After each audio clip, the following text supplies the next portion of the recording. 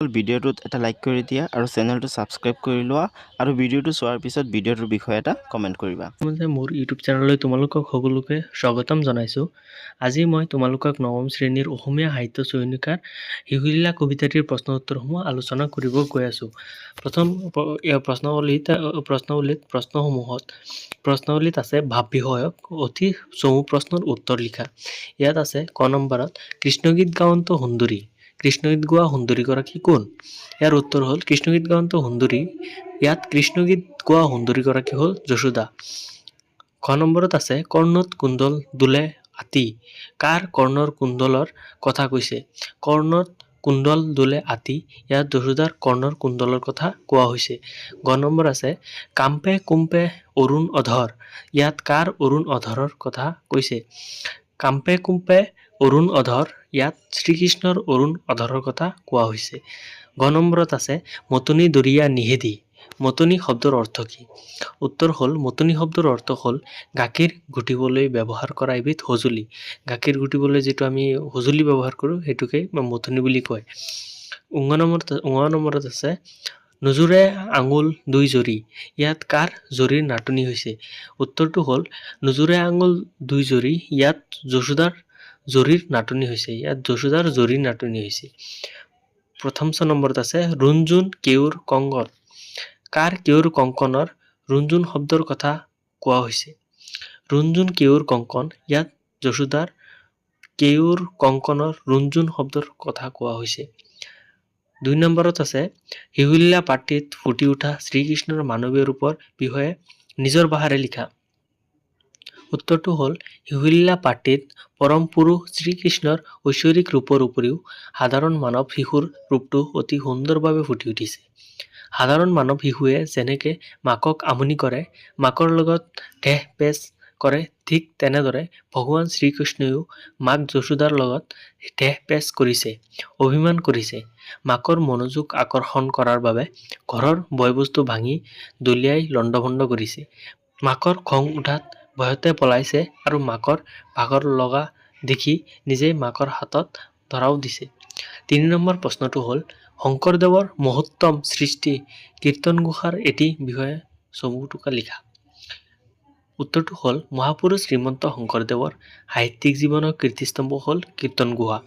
কীৰ্তনঘোষা শ্ৰীমন্ত শংকৰদেৱৰ এটা প্ৰৱৰ্তিত একশৰণ নাম ধৰ্মৰ মূল পুথি। বিভিন্ন ছন্দৰ প্ৰয়োগ ৰসৰ প্ৰাধান্য তথা ভক্তি ধৰ্মৰ গুণানুকীৰ্তনেৰে ভৰপূৰ। কীৰ্তনঘোষাত ৯টা অধ্যায় আছে। ৪ নম্বৰত আছে শিশুলীলা পাঠটিৰ অন্তৰ্নিহিত তাৎপৰ্য বুজাই লিখা। উত্তৰটো হ'ল শিশুলীলা পাঠটি শ্ৰীমন্ত শংকৰদেৱৰ দ্বাৰা বিৰচিত। ভগৱান শ্ৰীকৃষ্ণ জগতৰ স্ৰষ্টা। সেইজন ভগৱানে ভকতৰ মনোকামনা পূৰণৰ কাৰণে সাধাৰণ মানৱ শিশু ৰূপে যশোদাৰ পুত্ৰ হৈ জন্ম লৈছে আৰু নানান লীলা খেলা দেখুৱাইছে। মাতৃ যশোদা আৰু পুত্ৰ শ্ৰীকৃষ্ণৰ লীলা খেলাৰে পৰিপূৰ্ণ শিশুলীলা পাঠটিৰ জৰিয়তে দেখিবলৈ পোৱা যায় যে ভগৱান সদায় ভক্তৰ অধীন। যিজনা পৰম ঈশ্বৰক মহা যোগীসকলে অনেক সাধনা তপস্যা কৰিও দৰ্শন লাভ কৰিব নোৱাৰে, সেইজনা পৰম পুৰুষ ঈশ্বৰক একমাত্ৰ ভক্তিৰ জৰিয়তে যশোদা নিজ পুত্ৰৰূপে লাভ কৰিবলৈ সক্ষম হৈছে। কৃষ্ণক নিজ পুত্ৰৰূপে ভ্ৰম কৰি যশোদাই তেওঁক উৰলত বান্ধিবলৈ চেষ্টা কৰিছে আৰু বিফল হৈছে। ভগৱান কেৱল ভক্তিৰ জৰিয়তেহে লাভ কৰা সম্ভৱ। এয়া শিশুলীলা পাঠটিৰ তাৎপৰ্য। তাৰপিছত ৫ নম্বৰ প্ৰশ্নটো হ'ল তাহাংক তনয় মানিবলে যশোদা বান্ধন্ত উটুখলে। কথাষাৰৰ অন্তৰ্নিহিত তাৎপৰ্য বুজাই লিখা। পদফাকিৰে মহাপুৰুষ শ্ৰীমন্ত শংকৰদেৱে পৰম পুৰুষ ভগৱান শ্ৰীকৃষ্ণক মাতৃ যশোদাক উৰলত বান্ধি থোৱাৰ প্ৰয়াস কৰাৰ কথা প্ৰকাশ কৰিছে। যশোদা আছিল শ্ৰীকৃষ্ণৰ পৰম ভক্ত। ভক্তিৰ বলতেই যশোদাই শ্ৰীজগতৰ প্ৰতি পৰম পুৰুষ শ্ৰীকৃষ্ণক পুত্ৰৰূপে লাভ কৰিছিলে। নিজ পুত্ৰ মানি শ্ৰীকৃষ্ণৰ লগত খং অভিমান কৰিছিল, আনকি বান্ধি থবলৈ প্ৰয়াস কৰিছিল। ইয়াৰ দ্বাৰা ইয়াকে বুজাব বিচাৰিছে যে ভগৱান সদায় ভকতৰ অধীন। ভকতে যি ৰূপতহে তেওঁক বিচাৰে তেওঁ সেই ৰূপতেই ভকতক ধৰা দিয়ে। ৬ নম্বৰটো হ'ল নাহি আদি অন্ত পূৰ্বাপৰ পূৰ্ণ ব্ৰহ্ম জগতৰ ঈশ্বৰ।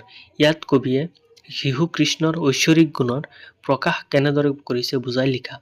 উত্তৰটো হ'ল নাহি আদি অন্ত পূৰ্বাপৰ পূৰ্ণ ব্ৰহ্ম জগত ঈশ্বৰ। ইয়াত কবি শ্ৰীমন্ত শংকৰদেৱে পূৰ্ণ ব্ৰহ্ম অৱতাৰ ভগৱান শ্ৰীকৃষ্ণৰ মহিমাৰ বিষয়ে প্ৰকাশ কৰিছে। স্তনপান কৰিবলৈ নাপায় দধি ভাণ্ড ভাঙা লবণো চুৰি কৰি নিজে খোৱা আৰু বান্দৰক দিয়া উৎপাতত মাক যশোদা অতিষ্ঠ হৈছিল আৰু শান্তিৰূপে শ্ৰীকৃষ্ণক ৰুচিলে উৰলত বান্ধি থবলৈ প্ৰয়াস কৰিছিলে। কিন্তু শ্ৰীকৃষ্ণ পৰম ভগৱান, তেওঁক একোৰেই আবদ্ধ কৰিব নোৱাৰি। সেয়েহে যশোদাই তেওঁক বান্ধি বিচাৰোতে প্ৰতিবাৰতে 2 আঙুলি ৰছীৰ নাটনি হ'ল।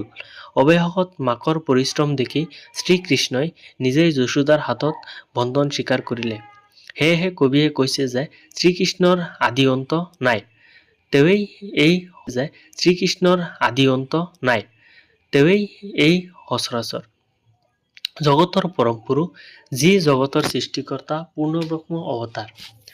7 নম্বৰত আছে ছাত্ৰ ছাত্ৰীসকল, 7 নম্বৰত আছে ব্যাখ্যা কৰা। ব্যাখ্যা কৰাত তোমালোকৰ আহে ব্যাখ্যাত অলপ ধ্যান দিবা তোমালোকে। ইয়াত কি ব্যাখ্যাটো কি আছে, যাক যোগী নাপাবে ধ্যানত হেন হৰি পলন্ত বয়ত। উত্তৰটো হ'ল যাক যোগী নাপাবে ধ্যানত হেন হৰি পলন্ত বয়ত। উক্ত পদফাকি আমাৰ পাঠ্যপুথিৰ অন্তৰ্গত শ্ৰীমন্ত শংকৰদেৱে বিৰচিত হিউলিলা নামৰ পাঠটিৰ পৰা তুলি দিয়া হৈছে। এইখিনি প্ৰথমতে যদি আমাৰ ব্যাখ্যা কৰিব আহে তেনেহ'লে কোনটো পদফাকিৰ পৰা কোনটো কবিতাৰ পৰা কোনটো কবিয়ে লিখিছে এইখিনি আমাৰ উল্লেখ কৰিব লাগে। বিশেষকৈ কবিতাটিৰ নাম আৰু কবিৰ নামটো আমাৰ মনত ৰাখিব লাগিব। সেয়েহে তোমালোকে কবিৰ নামটো মনত ৰাখিবা ভালকে। তাৰপিছত কৈছে পদফাকিৰ জৰিয়তে কবিয়ে ভগৱান শ্ৰীকৃষ্ণৰ অনন্ত মহিমাৰ বিষয়ে অৱগত কৰাইছে। শ্ৰীকৃষ্ণক মহা যোগীসকলেও অনেক সাধনা তপস্যা কৰিও লাভ কৰিব নোৱাৰে।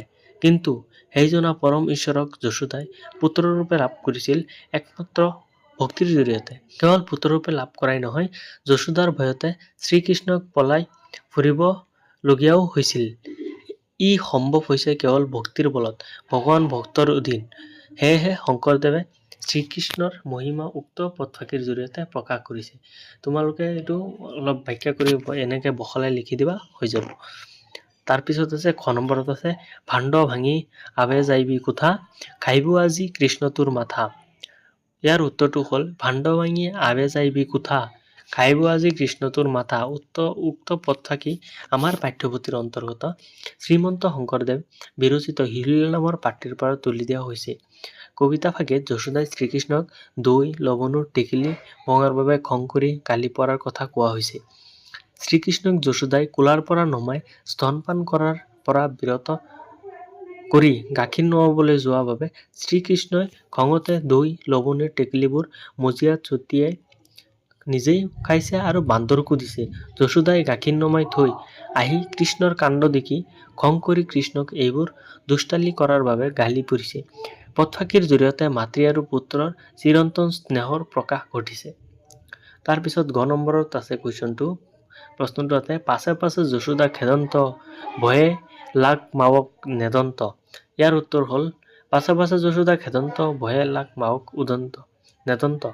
উক্ত পদফাকি আমাৰ পাঠ্যপুথিৰ অন্তৰ্গত শ্ৰীমন্ত শংকৰদেৱ বিৰচিত হিউলিলা নামৰ পাঠটিৰ পৰা তুলি দিয়া হৈছে। মাকৰ স্তনপান কৰি নাপায় শিশু কৃষ্ণই দৈ লৱণৰ টেকেলি শিলগুটি মাৰি ভাঙিছিল, লৱণবোৰ মজিয়াত ছটিয়াইছিল, নিজে খাইছিল আৰু বান্দৰকো দিছিল। যশোদাই কৃষ্ণৰ এই কাণ্ড দেখি খং কৰিছিল আৰু মাৰিবলৈ হাতত বাঢ়ি তুলি লৈছিল। মাকৰ খং উঠা দেখি কৃষ্ণই ভয়তে পলাইছিল। এনেদৰে মাতৃ পুত্ৰৰ মাজত হোৱা খং অভিমানৰ চিত্ৰ কবিয়ে পদফাকিৰ জৰিয়তে খুব সুন্দৰকৈ বৰ্ণনা কৰিছে। 8 নম্বৰত আছে হিউলিলা পাঠটিৰ আধাৰত শ্ৰীকৃষ্ণৰ নানা ধৰণৰ কাৰ্যৰ বিষয়ে নিজৰ ভাষাৰে বিৱৰি লিখা। উত্তৰটো হ'ল হিউলিলা পাঠটিৰ জৰিয়তে শ্ৰীকৃষ্ণৰ দুমুখীয়া ব্যক্তিত্ব অতি সুন্দৰভাৱে কবি শংকৰদেৱে দাঙি ধৰিছে। কামত ব্যস্ত মাকক কৃষ্ণই আমনি কৰিছে। স্তন পীৰিবলৈ মাকৰ কোলাত উঠিবলৈ ইচ্ছা কৰাত মাক যশোদাই মৰমেৰে কোলাত লৈ কৃষ্ণক স্তনপান কৰাইছে। তেনে জুইত বসাই থৈ অহা গাখীৰ উতলি পৰিবলৈ ধৰাত কৃষ্ণই কোলাৰ পৰা নমাই থৈ গাখীৰ নোৱাবলৈ যশোদা যোৱা দেখি কৃষ্ণই খং অভিমান কৰিছে। দধি দুগ্ধৰ কলহ শিহুলগুটিৰে ভাঙিছে, মজিয়াত সিঁচৰিত কৰিছে, বান্দৰকো দিছে, নিজেও খাইছে। কৃষ্ণৰ এইবোৰ কাণ্ড দেখি যশোদাৰ খং উঠিছে। খং উঠা দেখি কৃষ্ণই মাকৰ ভয়তে পলাইছে। এনেদৰে শ্ৰীকৃষ্ণৰ সাধাৰণ মানৱ শিশুৰ ৰূপটি অতি সুন্দৰভাৱে দাঙি ধৰিছে। আনহাতে ভকতবৎসল ভগৱানে যশোদাৰ ওচৰত ধৰা দিছে, কিন্তু যশোদাৰ আচৰণত অহংকাৰৰ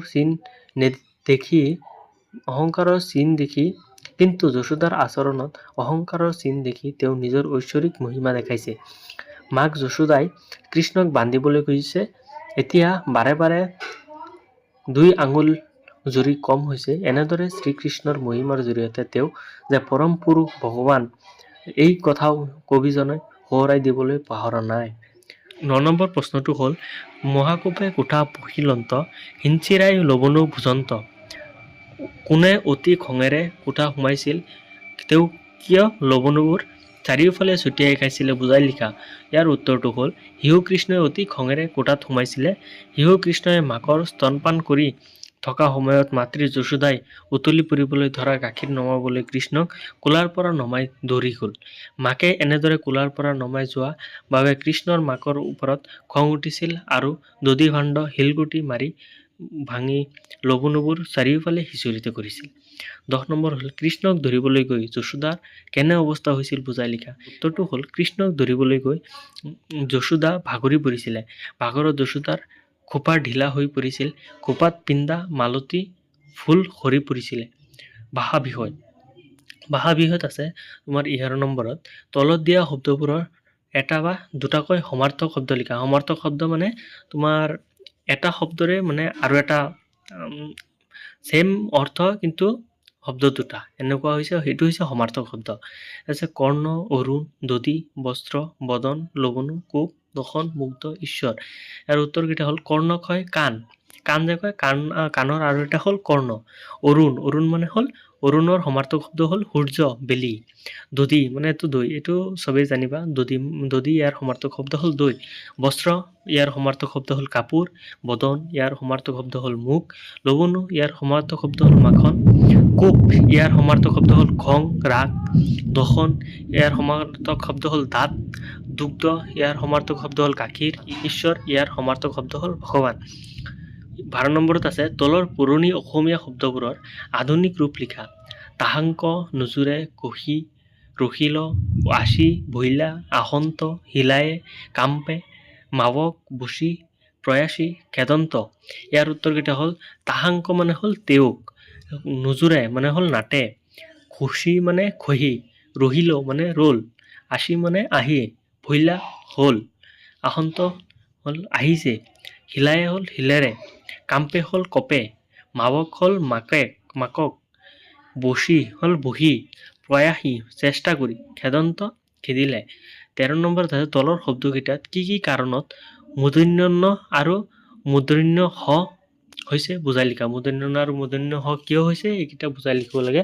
শব্দকেইটা আছে কৰুণ, কংকন, কৰ্ণ, শ্ৰেণী, ভাণ্ড, নিষেধি। উত্তৰ হ'ল অৰুণ। ৰ মূৰ্ধন্য হ আৰু দন্তান্নৰ মাজত স্বৰবৰ্ণ থকাৰ বাবে দন্তান্নৰ ঠাইত মূৰ্ধন্য ণ হৈছে। কংকন স্বাভাৱিকতে মূৰ্ধন্য ণ হৈছে। কংকনত এনেকৈ স্বাভাৱিকতে মূৰ্ধন্য ণ হৈছে। কৰ্ণ একেটা পদত থকা ৰ আৰু মূৰ্ধন্য হ পাছত থকা দন্তান্ন মূৰ্ধন্য ণ হয়। যদি একেটা পদতে থাকে ৰ আৰু মূৰ্ধন্য হ, তেনেহ'লে ইয়াৰ পাছত দন্তান্নৰ ঠাইত মূৰ্ধন্য ণ হয়। শ্ৰেণী ৰ সেই একেটাই ৰ মূৰ্ধন্য হ আৰু দন্তান্নৰ মাজত স্বৰবৰ্ণ থকাৰ বাবে দন্তান্নৰ ঠাইত মূৰ্ধন্য ণ হৈছে। ভাণ্ড ত বৰ্গৰ আখৰেৰে যুক্ত হোৱা বাবে দন্তান্ন মূৰ্ধন্য ণ হৈছে। নিষেধি ই কাৰান্ত উপসৰ্গৰ পিছত স্থা, হিত, হিচ, লস প্ৰভৃতি ধাতুৰ দন্তীয় হ মূৰ্ধন্য ণ হয়। 14 নম্বৰ কুৱেশ্যনটো হ'ল, পাঠটোত থকা অসমাপিকা ক্ৰিয়া শব্দ 5টো বাছি উলিওৱা। ইয়াৰ অসমাপিকা 5টা শব্দ হ'ল, উত্তৰটো হ'ল পিন্ধি, গয়া, বান্ধি, দৰিয়া, নমাই। অতিৰিক্ত প্ৰশ্ন উত্তৰ 1 নম্বৰত আছে হিউলিলা পাট্টিৰ ৰচক কোন হিউলিলা পাট্টিৰ ৰচক হ'ল মহাপুৰুষ শ্ৰীমন্ত শংকৰদেৱ এইকেইটা তোমালোকে মনত ৰাখিবা কবিৰ নামটো আচলতে বেছি মনত ৰাখিব লাগে কাৰণ এইটো অহাৰ সম্ভাৱনা বেছি 1 মাৰ্কৰ কুৱেশ্যনত মহাপুৰুষ শ্ৰীমন্ত শংকৰদেৱৰ জন্ম আৰু মৃত্যু চন দুটা উল্লেখ কৰা মহাপুৰুষ শ্ৰীমন্ত শংকৰদেৱৰ জন্ম হৈছিল 1449 চনত আৰু মৃত্যু হৈছিল 1568 চনত মহাপুৰুষ শ্ৰীমন্ত শংকৰদেৱে প্ৰৱৰ্তন কৰা ধৰ্মটোৰ নাম কি মহাপুৰুষ শ্ৰীমন্ত শংকৰদেৱে প্ৰৱৰ্তন কৰা ধৰ্মটোৰ নাম হ'ল নৱবৈষ্ণৱ ধৰ্ম মহাপুৰুষ শ্ৰী শংকৰদেৱৰ জন্ম ঘটিছিলে মহাপুৰুষ শংকৰদেৱৰ জন্ম হৈছিলে বৰদুৱাৰ ওচৰৰ আলিপুখুৰীৰ গাঁৱত মহাপুৰুষ শংকৰদেৱৰ প্ৰধান শিষ্য কোন আছিলে মহাপুৰুষ শংকৰদেৱৰ প্ৰধান শিষ্য আছিলে মহাপুৰুষ মাধৱদেৱ মহাপুৰুষ শংকৰদেৱৰ এখনি কাব্য গ্ৰন্থ নাম লিখা মহাপুৰুষ শংকৰদেৱৰ কাব্য গ্ৰন্থৰ নাম হ'ল ৰুক্মিণী হৰণ মহাপুৰুষ শংকৰদেৱৰ এখনি নাটকৰ নাম লিখা মহাপুৰুষ শংকৰদেৱৰ এখনি নাটকৰ নাম হ'ল